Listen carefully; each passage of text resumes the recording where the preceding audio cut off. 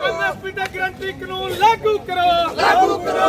आम आदमी पार्टी मुर्दाबाद, मुर्दाबाद, मुर्दाबाद। आम आदमी पार्टी मुर्दाबाद, मुर्दाबाद, मुर्दाबाद। पंजाब सरकार मुर्दाबाद, मुर्दाबाद, मुर्दाबाद। पंजाब सरकार मुर्दाबाद, मुर्दाबाद, मुर्दाबाद। पंजाब सरकार मुर्दाबाद, मुर्दाबाद, मुर्दाबाद। ममता बुच्चड़ मुर्दाबाद, मुर्दाबाद, मुर्दाबाद। ममता बुच्चड़ मुर्दाबाद, मुर्दाबाद, मुर्दाबाद। कल जो परिष्करण हुआ उसी के रोष में आज हमने भगवत मान पंजाब सरकार डीजी पुतला दहन किया है। और किस प्रकार का ये प्रकरण हुआ पूरे देश ने देखा और हमारी आंखों में आंसू थे जब सरदार जगजीत सिंह डल्लेवाल जी की ट्राली में वो पुलिस वाले बड़े 70 साल की उम्र का बुजुर्ग और 115-20 दिन से हड़ताल पर बैठा है, उस आदमी के साथ धक्का किया जा रहा है। जैसे अच्छा है किसानों को इस देश से निकाल दो, अगर नफरत है तो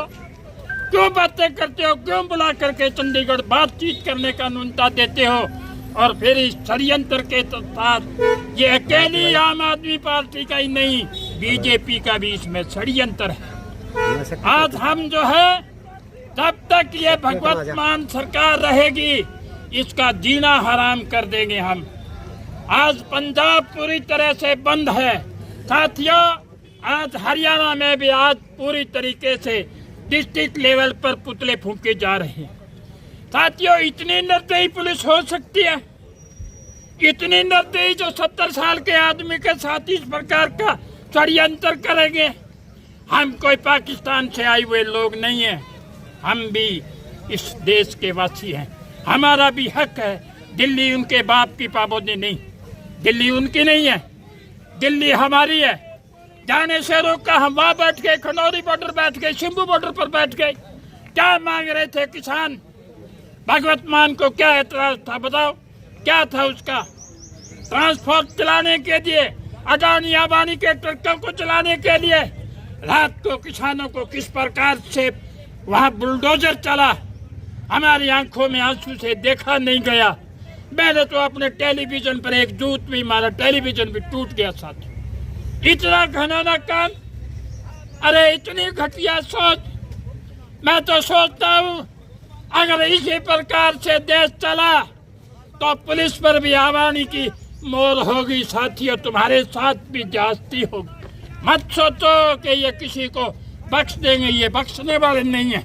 हमारे किसी साथी ने कहा था, बुजुर्ग नेता ने कहा था आज से 20-30 साल पहले, कहा आप मेरे को वोट ना दो कोई बात नहीं, लेकिन आप इन कच्चे बाड़ों से सावधान रहना। हम भूल गए उस बात को, हम समझ नहीं पाए थे कौन सा कच्चे बाड़ा। अब पता लगा कि कच्चे बाड़े कितने करूर है। पंजाब पुलिस ने जब बातचीत करके आ रहे थे, कॉन्फ्रेंस हो गई, उसके बाद किस प्रकार से किसानों को जबरदस्ती जो है वहाँ पकड़ा गया, लाठियाँ चलाई गई, डंडे चलाए गए, बुलडोजर तक जो है तोड़े गए, हमारी ट्रालियाँ तोड़ती गई। 1200 किसान आज भी हमारे लापता है। तो हम जो है जब तक हमारे साथी रिहा नहीं हो जाता एक एक तक और एमएसपी गारंटी कानून नहीं मिल जाता, तब तक हम ना चैन से बैठेंगे और ना चैन से इनको भी बैठेंगे। है कि भी इस देश में लोकतांत्रिक सिस्टम बिल्कुल खत्म हो चुका है। जो लोकतांत्रिक सिस्टम होता है, जो लोक राज है, वो लोक लाज से चलता है। यहाँ कोई लोक लाज नहीं रह गई।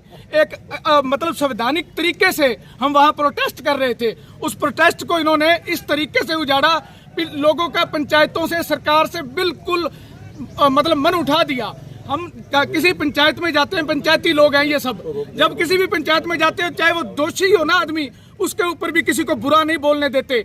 और ये हमारे जो पंचायती प्रतिनिधि, हमारे किसान वहाँ गए हुए थे, इन्होंने पंचायत में बुला के उनको जो गिरफ्तार किया, ये लोकतंत्र की सबसे बड़ी हार है। आज आप ये समझ लो, इस देश में डेमोक्रेसी खत्म हो चुकी है।